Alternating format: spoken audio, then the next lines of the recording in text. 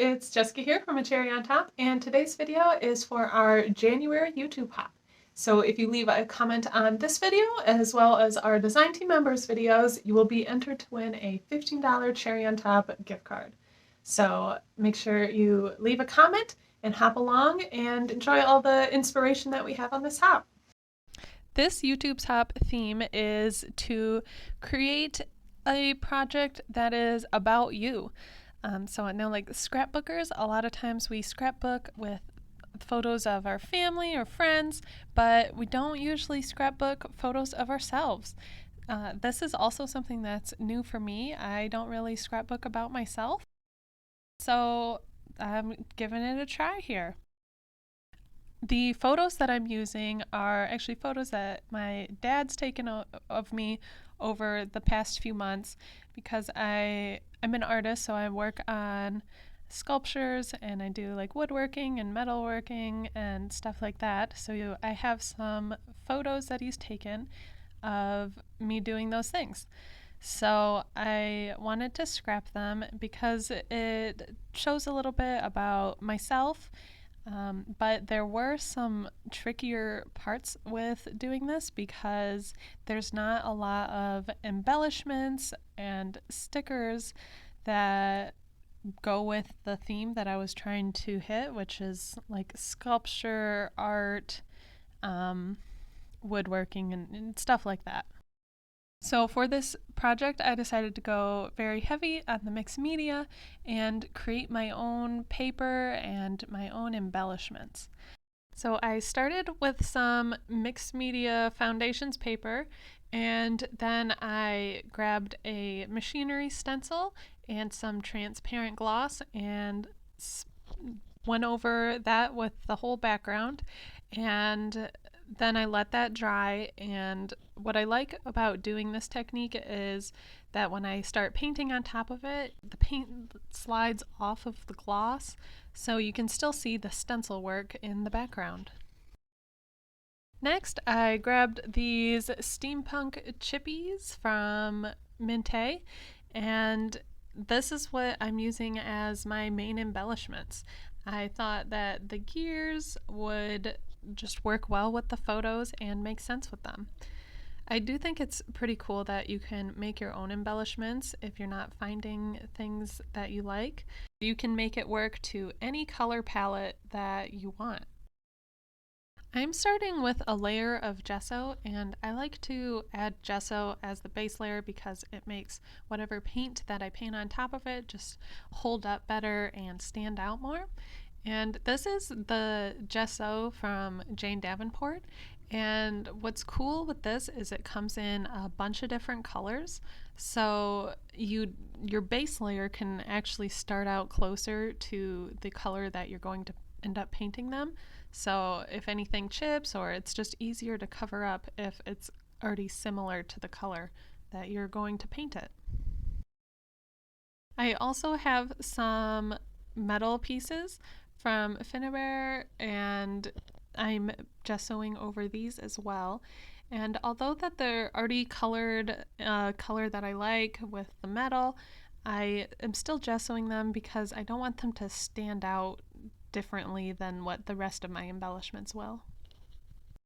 This layout has 6 decent sized photos, which is a lot of photos for me. I do like my scrapbook layouts to be mostly about the photos and have all the embellishments just embellish the photos, but the photos should be the focal point in my opinion. But having 6 did have some trickier things to deal with because I didn't want it to look too busy. But that's why I gessoed them to be all the same color, and then I'll paint them all similar colors too, so they'll stand in the background a bit better. I'm adhering all of these on using my go-to wet glue. This is the Nuvo Deluxe Adhesive, and they stick perfectly fine with this, and this is also what I adhered the metal pieces with as well. With the metal pieces, you have to wait a little bit longer for them to actually stay in place, but it worked out just fine. I'm trying to cluster my embellishments, and this is what I would do if I was using ephemera or flowers or whatever else. I think just clustering makes a more interesting piece, and with these being gears, especially, gears are more layered up and on top of each other and close to each other, so I am giving it that look as well. I have some little pieces that look like screw heads that I created using some resin or modeling paste from a previous project. So I gessoed those as well, and I'm sticking those around the page. And I created those with one of the Prima molds. Once I had all of my chippies and metal pieces all adhered where I want them, I started to paint them, and I'm using the same paint that I used in the background, which is Prima liquid acrylics, which is some of my favorite paint that I use all the time, especially if I'm going for a heavy mixed media look like this. And it's a really cool mix between watercolor and acrylic paint, because as you're painting it, it feels like watercolor paint, like you water it down and paint with it like you would with watercolors, but then as it dries, it becomes permanent, more like acrylic paint. I'm using the colors ochre and umber, but there, as you can see, I'm using a paint palette that I've used many times in the past, so I picked up a little bit of red somewhere on that page as well, but I liked that, and so I just left it in there. And now I'm going over it with some white because I thought that it was too dark of colors, and like I said, I really want the photos to stand out more, so I think just brushing a light coat of white over this will just help it stay in the background, where that is where I want it. I'm watering down this white acrylic paint a bit as I'm painting because I want it to blend, and I don't want to cover up all of the work that I did previously. And that's a cool thing that I think working in layers does. Like, you still see my very first layer of that texture paste in the background. Now I am going to start using some waxes. This first color I'm using is Stained Wood, which I thought was fitting, and I'm using this as my darker background color to try to get underneath the gears and pieces to give it a bit of shadow, and I'll go over the top of these pieces as well with some lighter colors. So I'm using a paintbrush to really try to get in the shadows and darken it up here and there. Typically, when using waxes, you want to have the waxes be your last step, because once you add the wax, it is hard to make acrylic paint stick on top of it.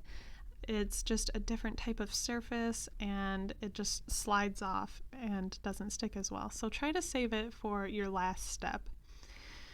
And now I'm going in with a gold color, and then I'll also go in with a rose gold, and with this, I am just using my fingertip to brush along the very raised edges, the tops of all of these pieces, because unlike how when I was using the Stained Wood color, where I wanted it deeper in the crevices, this I just want right on the top surfaces.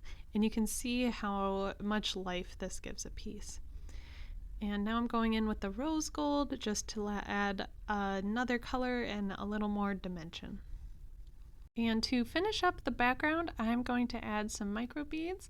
So these beads are coppery colored, but you could also even use glitter or other types of beads to just fill in some of these crevices and give it a little bit more of a grungy look.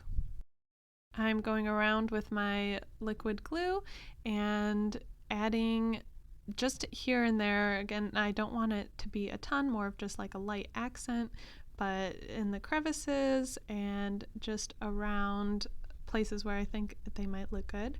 And then I'll just sprinkle them on, and then I'll be all done with the background. Using a funnel like the Sizzix one is really comes in handy for things like this. I still made a bit of a mess with the beads on the table, but I saved a lot more than what I would have if I wasn't using this.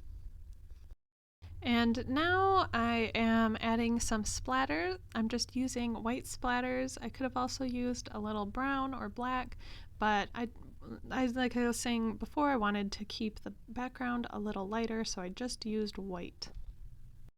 For the title of this page, I die cut out some alphas on a Sizzix texture roll. This is the gold, and what's cool with this is, for one, it's already goldish and has that metallic look that I'm trying to add on the page, but also it's really thick, nice material that I can add even more mixed media to, and it will hold up really well. This stuff is also a bit more dimensional than typical paper, even more than thicker paper, so it will have a little bit of a different feel and a little raise to it. I wanted them to have a bit more of a grungy feel, so I painted it with some of the ochre liquid acrylics, and then now I'm going over it with a few of the different colors of waxes. And my favorite way to use the waxes is just to use my fingers. I feel like I have a lot of control doing it this way, and I can decide how much and where the material goes. So that's what I'm doing here. And then also I had some of the micro beads left on the table, so I'm gluing some on here and there on the letters as well. This is a project that was a lot of fun just because of all of the playing that I did and all the mixed media and layering, which is some of my favorite things to do. My title is going to say Art in Progress because these are all pictures of me working on my pieces, and the pictures, because my background is pretty lumpy with all of the different chipboards and metal pieces, I backed them all with a piece of chipboard and then I'm popping them up on using foam tape. I feel like foam tape sticks really well to a lot of different surfaces, and I also tried to be a little strategic about my placement with it, because if I had a chipboard piece on the side or on the bottom, I would just use wet glue there instead of more foam. When I started laying out my title, I noticed that my title was too close to the color of my background, so I am painting over it using, first I tried some gray paint, some darker gray paint, but like I was saying, paint doesn't really go on top of the wax very well, so I switched to using some darker gray wax to add a bit more shadowing in this area so that my title will pop off of it a little nicer.